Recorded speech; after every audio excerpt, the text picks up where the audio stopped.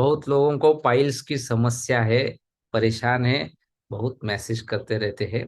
इसलिए मैंने सोचा पाइल्स की और थोड़ा ध्यान देंगे। पाइल्स माने मूल व्याधि बोलते मराठी में।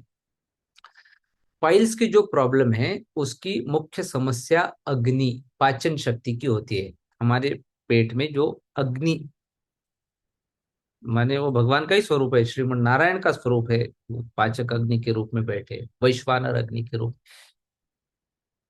जब व्यक्ति की अग्नि खराब हो जाती है और डाइजेशन ठीक नहीं होता, तब तीन प्रमुख बीमारियां उत्पन्न होती है। कौन सी? एक है अर्श, जिसको पाइल्स बोलते हैं। इसके साथ इसके दो भाई बहन है। कौन? एक ग्रहणी रोग, ग्रहणी माने कॉन्स्टिपेशन, जमा रहता है।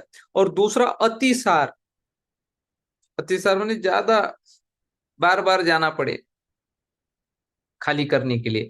अतिसार और ग्रहणी, अतिसार, ग्रहणी और अर्श माने पाइल्स, ये तीनों भाई बहन है। और इनकी माँ का नाम क्या है? अग्निमांद्य। अग्निमांद्य, अग्नि का मंद हो जाना पेट की, वो इनकी माँ है। जब भी किसी व्यक्ति की भूख लगना कम हो जाए या समाप्त हो जाए, तो समझ लीजिए कि उसकी अग्नि कमजोर हो चुकी है। ऐसी स्थिति में यदि वह ओवर ईटिंग कर ले, ज्यादा खा ले, तो निश्चित रूप से उसे अतिसार हो सकता है। और यदि भूख न होने पर भी वह बार बार अधिक भोजन करता है, जिह्वा लोलुपता, विशेषकर तनाव में खाना खाता है, जब स्ट्रेस में ज्यादा खा लेता है आदमी, या रात में बिना भूख के उठकर खाता है, तो उसे ग्रहणी रोग होने की संभावना बढ़ जाती है, कॉन्स्टिपेशन।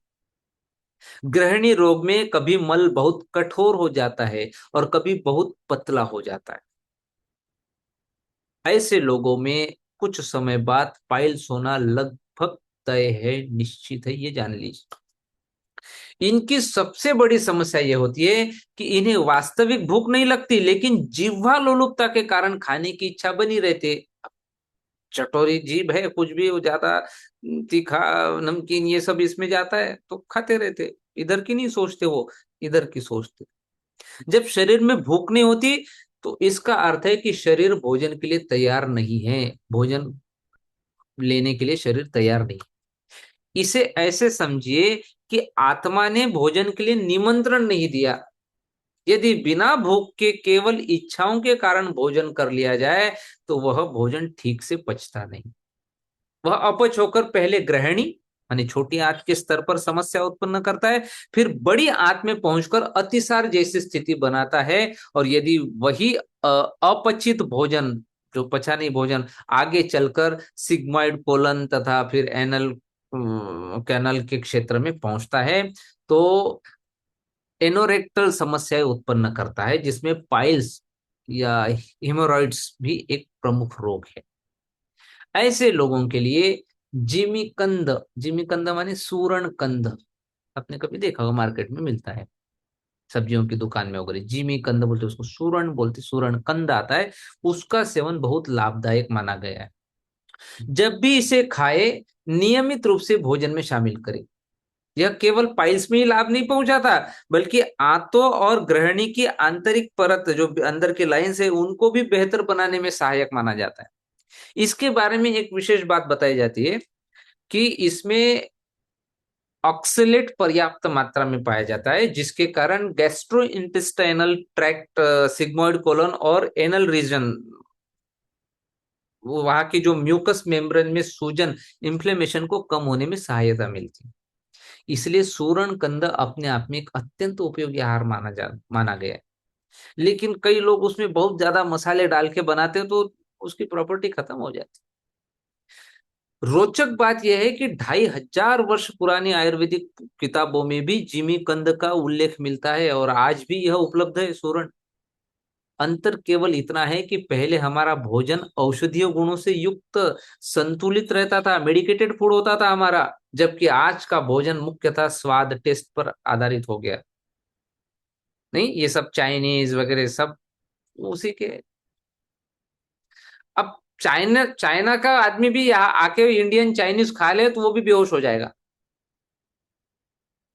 उसको भी वांगचुक जैसे सफदरजंग अस्पताल में लेके जाना पड़ेगा पहले। फिर वहां नहीं जमेगा तो प्राइवेट हॉस्पिटल में जाके लेके जाना पड़ेगा। तो इसीलिए आप जो है ये ज्यादा चटोरी जीभ इसको कंट्रोल करो। आज लगभग हर व्यंजन में आलू का अत्यधिक प्रयोग होना, आश्रमों में भी आलू ही डालते। अब क्या करेंगे बेचारे गरीब, क्वांटिटी एक्सपांडर है, आलू डाल दो, किसी में भी चल जाता है आलू। आलू सबके साथ शादी करने के लिए तैयार, कोई भी सब्जी से जमा दो बोलते, बस जमा दो, रेडी है वो, घुल मिल जाता है वो। भिंडी की भाजी में आलू देखे मैंने, क्या बताया। टमाटर की सब्जी में भी आलू देखे, बताओ। आलू ने सब, मेथी मेथी की सब्जी में आलू देखे। आलू बहुत घातक है, ज्यादा प्रमाण नहीं होना चाहिए। मसाला डोसा हो, आलू भाजी हो या रस्सेदार सब्जी, हर जगह आलू मौजूद है। जबकि आलू का सेवन कभी कभार, जैसे 10-15 दिन में एक बार भी, एक बार पर्याप्त तो हो सकता है। जिन लोगों की अग्नि कमजोर है, यदि वे बार बार आलू का सेवन करेंगे तो उनकी पाचन शक्ति और अधिक कमजोर हो सकती है। इसी कारण से विशेषकर उत्तर भारत में बड़ी संख्या में लोग गृहिणी रोग या पाइल्स की समस्या से परेशान दिखाई देती है। ये देखना, ये सर्वे, उत्तर भारत में ज्यादा है ये रोग, ये आलू ही इसका कारण है। यहाँ विशेष रूप से ड्राई पाइल्स, जिसमें रक्तस्राव नहीं होता, इसकी बात बता रहा हूँ कि यदि ब्लीडिंग पाइल्स को हो तो उसका उपचार और दृष्टिकोण अलग होता है। ये ध्यान रखना। क्या? यदि ब्लीडिंग पाइल्स हो, दो प्रकार के पाइल्स होते हैं। एक होता है आपका बिल्कुल रुका सोका जिसमें ब्लड नहीं निकलता, और एक होता है जिसमें ब्लड निकलता है। तो दोनों के उपचार बिल्कुल अलग अलग है, इसलिए अच्छे डॉक्टर से कर लेना, ठीक है। जहां केवल पाइल्स का मस्सा होता है, विशेषकर एक्सटर्नल पाइल्स, वहां जिमीकंद अपेक्षाकृत जल्दी लाभ देता है। जबकि इंटरनल पाइल्स को ठीक करना थोड़ा कठिन माना जाता है। ऐसे मामलों में मट्ठा माने छाछ भी अत्यंत महत्वपूर्ण भूमिका निभाता है, जिसके बारे में मैं कभी बाद में चर्चा करूंगा। पर इतना देखना, छाछ सीधा पीने से अच्छा उसको थोड़ा जीरा और हिंग की बघार दे दो, हल्की सी, तो उसका जो तासीर है वो बदल जाता है। तो बहुत उसके औषधीय गुण है, ठीक है। तो जिनको ये जो एक्सटर्नल पाइल्स की बीमारी है, उनके लिए ये सूरन कंद तो वरदान के रूप में उपयोग कर सकते हैं आप।